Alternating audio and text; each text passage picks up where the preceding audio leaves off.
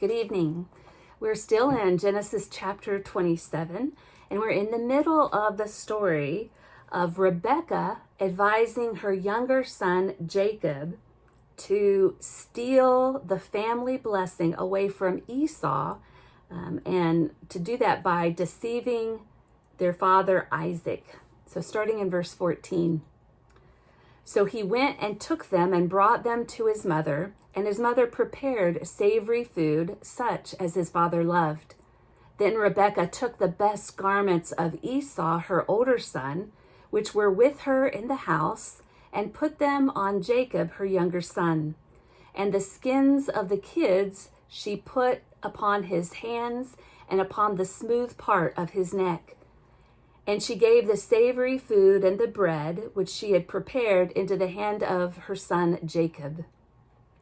Now, Rebekah is preparing this great food, and she is really counting on two different facts for this to work. First, she's really hoping that Isaac is starving, and that he pays more attention to the food than which son is coming into the room. But second, she's really counting on the fact that her husband Isaac has terrible eyesight. So much so that she can take the skin from a goat and put it on her son Jacob's arms and around his neck, so that if Isaac happens to feel, he can tell that it feels like his son Esau and not Jacob. So he went in to his father and said, "My father." And he said, "Here I am. Who are you, my son?" Because Isaac had been expecting Esau. Jacob said to his father, "I am Esau, your firstborn. I have done as you told me. Now sit up and eat of my game, that you may bless me." Now, it's a terrible thing for children to lie to their parents, especially to steal something of such value. But remember, this all started because each parent had a favorite child, and that creates tons of problems. But Isaac said to his son, "How is it that you have found it so quickly, my son?" He answered, "Because the Lord your God granted me success." Then Isaac said to Jacob, "Come near, that I may feel you, my son, to know whether you are really my son Esau or not." So Jacob went near to Isaac his father, who felt him and said, "The voice is Jacob's voice, but the hands are the hands of Esau." And he did not recognize him, because his hands were hairy like his brother Esau's hands, and so he blessed him. He said, "Are you really my son Esau?" He answered, "I am." Then he said, "Bring it to me, that I may eat of my son's game and bless you." So he brought it to him, and he ate. And he brought him wine, and he drank. Then his father Isaac said to him, "Come near and kiss me, my son."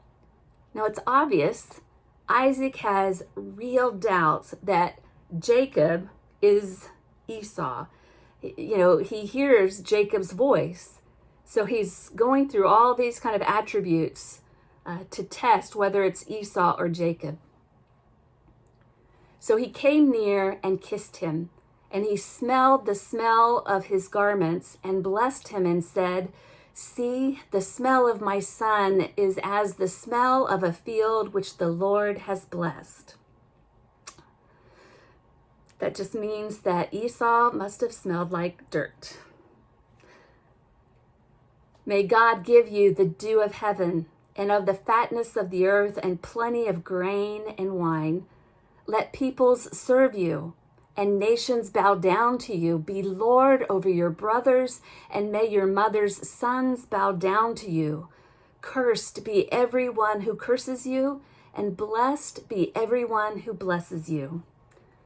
Now remember, this isn't just kind of wishful thinking that Isaac is saying over his son Jacob.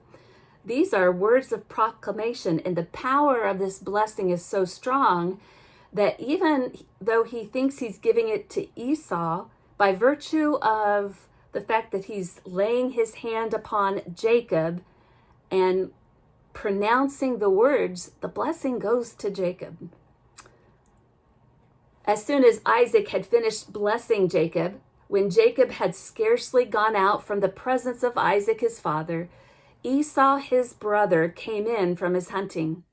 He also prepared savory food and brought it to his father. And he said to his father, "Let my father arise and eat of his son's game, that you may bless me." His father Isaac said to him, "Who are you?" He answered, "I am your son, your firstborn, Esau." Then Isaac trembled violently and said, "Who was it that hunted game and brought it to me? And I ate it all before you came, and I have blessed him. Yes, and he shall be blessed." When Esau heard the words of his father, he cried out with an exceedingly great and bitter cry, and said to his father, "Bless me, even me also, O my father." But he said, "Your brother came with guile, and he has taken away your blessing." Esau said, "Is he not rightly named Jacob? For he has supplanted me these 2 times. He took away my birthright, and behold, now he has taken away my blessing." Then he said, "Have you not reserved a blessing for me?" Isaac answered Esau, "Behold, I have made him your lord, and all his brothers I have given to him for servants, and with grain and wine I have sustained him. What then can I do for you, my son?" Esau said to his father, "Have you but one blessing, my father? Bless me, even me also, O my father." And Esau lifted up his voice and wept. Then Isaac his father answered him, "Behold, away from the fatness of the earth shall your dwelling be, and away from the dew of heaven on high.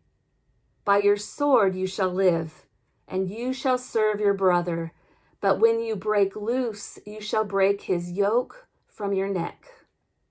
Now, I have to say, I don't think Isaac tried really hard. There's not much creativity. He didn't give Esau anything except to say that you're going to live on barren land, and you have a violent future ahead of you. Now Esau hated Jacob because of the blessing with which his father had blessed him. And Esau said to himself, "The days of mourning for my father are approaching. Then I will kill my brother Jacob." Now, I've kind of laughed over the problem of families having favorites, but it's a real problem, and it didn't just happen in the ancient Near East. It's something that continues to this day. I remember preaching from this text and lifting up the problem of parents having favorites, and I had people in their 60s, 70s, 80s come up to me after the worship service and talk to me about the pain that they had experienced and continued to feel because of their parent having a favorite child that wasn't them. This is something that continues to produce discord in a family. And these kind of lessons, obviously, we're not going to do anything that these characters do. I think these are good for don't do these kind of parenting styles. Don't have a favorite. Really strive for good family harmony and work on those relationships. I hope you have a good rest of the evening, and I hope you'll join in on tomorrow night's Bible study.